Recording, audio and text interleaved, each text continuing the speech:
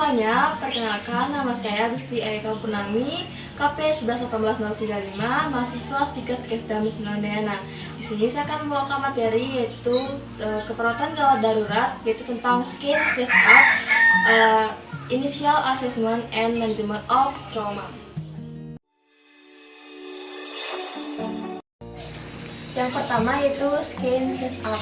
Skin setup ini yaitu tindakan untuk menilai atau mensurvei tempat kejadian perkara atau peristiwa TKP untuk menginformasikan kepada tim medis tentang bagaimana keadaan dari lingkungan tersebut.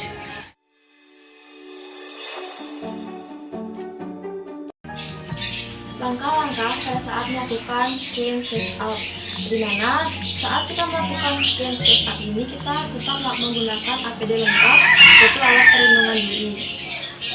Adapun langkah pertama yaitu mekanisme of injuries, di mana kita di sini melakukan penilaian apa yang memungkinkan terjadi.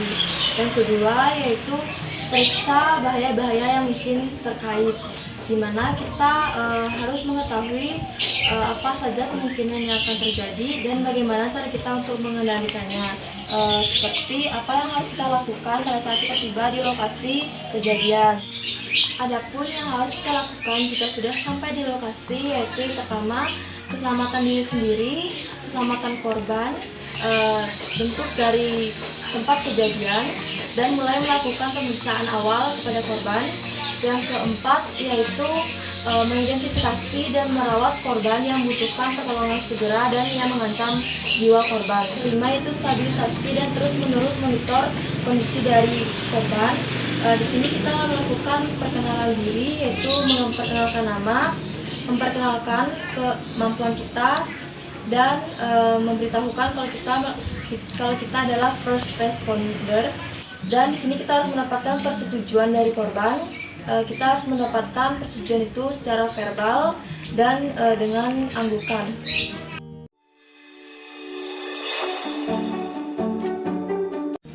Yang kedua yaitu initial assessment and management of trauma, atau penilaian awal dan pengelolaan pasien dengan trauma.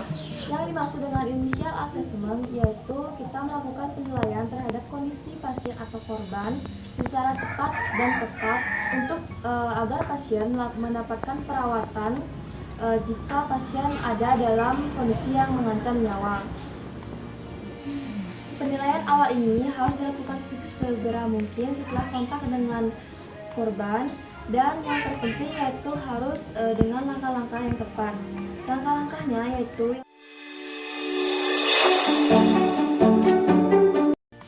langkah pertama yaitu melihat kesan umum dari pasien. Di sini kita harus mendapatkan bagaimana keadaan umumnya dan bagaimana keadaan lingkungan dari pasien. Setelah itu kita harus menentukan trauma medik dari pasien. Yang kedua yaitu periksa kesadaran. Jika pasien mengalami penurunan kesadaran, segera berikan oksigen. Tiga yaitu yakinkan jalan nafas. Jika korban berespon, lihat apakah korban berbicara dengan jelas dan lihat nafasnya. Jika ada bunyi berarti ada sumbatan pada jalan nafasnya. Jika pasien tidak berespon, kita buka jalan nafasnya dengan menggunakan metode haptic chin lift atau jaw thrust. Yang keempat yaitu periksa nafas dengan cara LDR, yaitu lihat, dengar, dan rasakan. Di sini pertukaran nafas yaitu berkisar 3 sampai dengan 5 menit. Jika nafas baik ditandai dengan bernafas dengan mudah, naik turun dada penuh, dan irama nafas normal.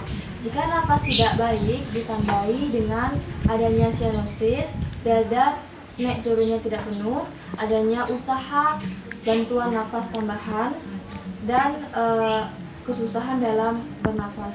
Yang kelima yaitu kondisi pasien harus selalu up to date, di mana jika tim medis datang, kita harus beritahukan apa yang kita dapatkan setelah melakukan pemeriksaan awal tadi.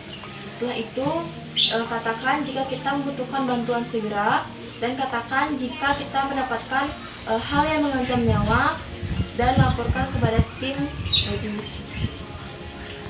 catatan yaitu di mana pemeriksaan awal ini harus dilakukan dengan lengkap dan jika ada yang mengancam jiwa harus segera mendapatkan perawatan.